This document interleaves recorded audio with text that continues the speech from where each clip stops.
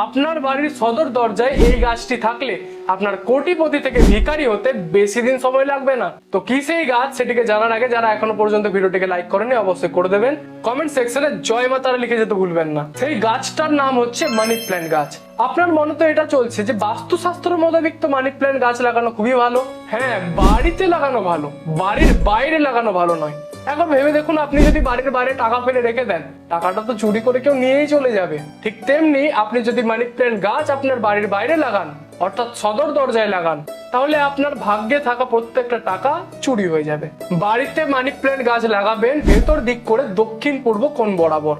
দেখবেন আপনি খুব ভালো রেজাল্ট পাবেন। কিছু টাইমের মধ্যে আপনি যে ফিনান্সিয়াল স্টেটের মধ্যে ছিলেন সেই স্টেট থেকে অনেকাংশে উপরে উঠবেন।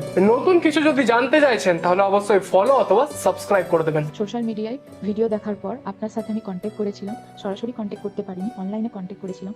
অনলাইনের থ্রুই আপনার কাছ থেকে আমি একটি কবজ নিয়েছিলাম। সেই কবজ ধারণ করার পর গত 3 বছর ধরে আমার লাইফে অনেক চেঞ্জেস হয়েছে।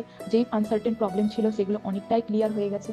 আমি ভাবতে পারিনি স্যার যে এতটা ভালো কাজ হতে পারে দূরের থেকেও। জয় গুরু বামদেব, জয় মা তারা।